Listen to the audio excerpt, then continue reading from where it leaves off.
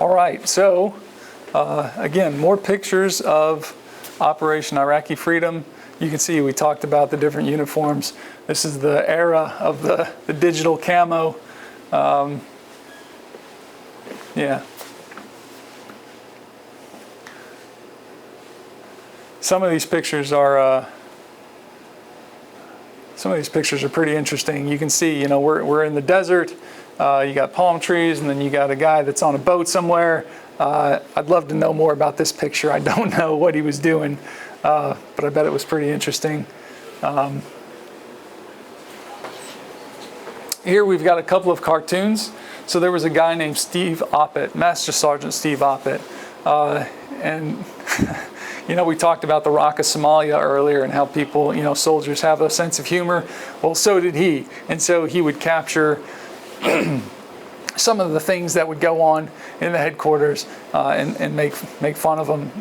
And so if you can't laugh at yourself, I don't know what you're doing. He was really good at helping everyone, laugh at themselves and not take things too seriously. All right, so these are just a handful of pictures. Again, if you go over to the Fort Drum Museum, they've got more pictures on display or on file if you really wanted to dig into some of the things that he came up with.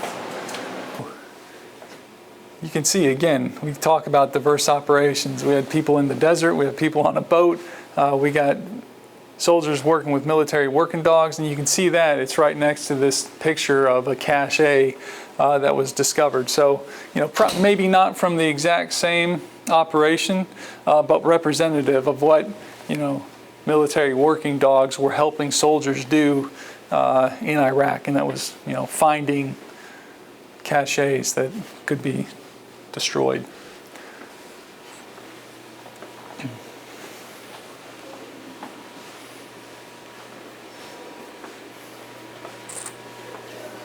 So this is a graphic of all of the subordinate brigades in 2006. You can see the brigade, the crest, and the motto.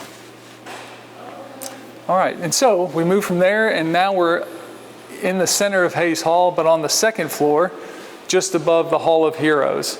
And so up here, across this back wall, you can see these are the pictures of all the command teams on Fort Drum.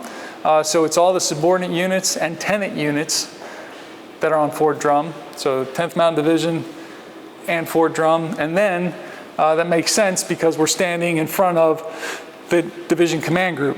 All right, so the commanding general and the division command sergeant major and the deputy commanding general officers, the chief of staff, they all have their offices back in that command group suite. Along this wall, we've got a bunch of pictures from World War II in Italy, right? So this is kind of a tribute to where the division came from, honoring our legacy. We'll keep moving forward. You can probably tell where some of these are from if you're a student of history, but there's one in particular. You can see this one is in the Po Valley as the 10th is making their way towards Lake Garda. Over here you got a portrait of General Hugh Drum. That's the person that Fort Drum is named after. And then on the other side, you've got a portrait, again, of General Hayes, who we talked about earlier. And you can see, it shows his Medal of Honor that he earned in World War I. Over here, these are his personal flags. So pretty neat that we were able to retain the flags that he deployed with that were his as the division commander. And so we'll go in the command group, and I'll show you the pictures of the previous and current command team. So over on this side of the wall, these are all of the commanders from the division. All the ones that have previously served, you can see their pictures are in black and white, and then the currently serving commanding general, their picture is always highlighted in color, so you know who it is. So if you're a guest or someone who comes to the 10th Mountain Division or Fort Drum, you're going to see the division commander, the senior mission commander. You know who he is before you go back and see him in his office. Same thing on this side. with all of the division command sergeants major. We've got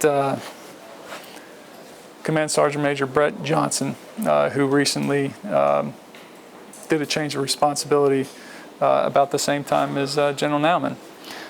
We've got a fun depiction of a soldier in overwhites, right? So this, when people think 10th Mountain Division, they think soldiers in overwhites because we're in the snow, in the cold, in the mountains.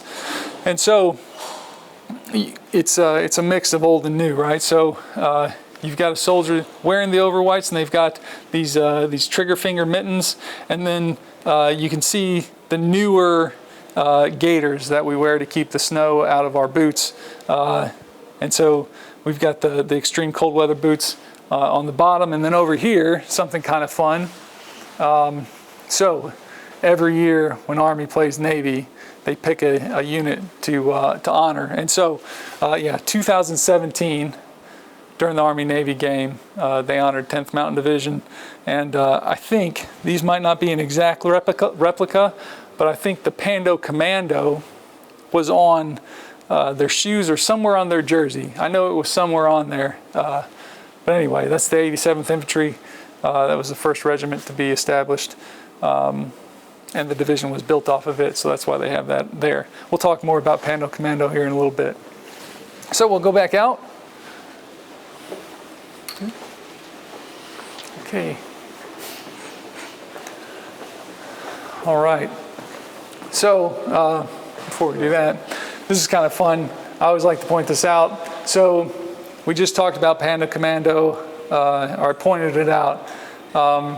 Something else I want to point out is the silver skis, right? So this is something people associate with the division, kind of like the overwhites, but it's never been an official part of the division. It's just something that unofficially became super important to the soldiers. And so the origin is that while the soldiers were training at, while they were stationed at Fort Lewis, Washington, they went to Mount Rainier, and for I can't remember how long, but they essentially rented out the Paradise Lodge. If you've ever been to the Paradise Lodge, you can only imagine what it would be like to be a soldier living in that beautiful wooden log chalet at at Paradise on Mount Rainier, just below the summit. So while they were at Paradise training and learning to ski, they held something called the Silver Skis competition. And so the best skiers from around the world, not just the division, participated because they were a part of the division. So what people might not realize is that a lot of the best skiers, climbers, mountaineers from Europe, when they came to the United States, they joined the Army, and specifically the 10th Mountain Division, because they felt this need to serve and go back and contribute to the fight in Europe. So we had these amazing skiers.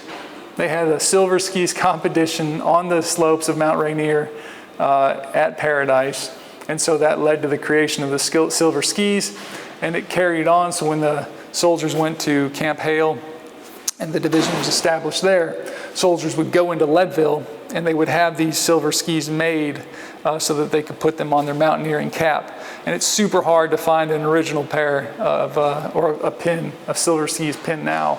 If you ever see one, you should pick it up because they're hard to come by. So behind that, you can see this is a tribute to the statue that we have out in Memorial Park, right? So we talked about Susan Grant Raymond, the woman that is the artist who made those statues. This kind of recreates it in the atrium of the headquarters. And it's symbolic because you'll notice that the soldiers on the top are in a uniform from World War II, right? And the soldier on the bottom is in the modern day uniform. And so, it's that nod to the legacy, the old helping the new. And eventually the cycle perpetuates, and that new soldier will be up on the top someday helping a new generation.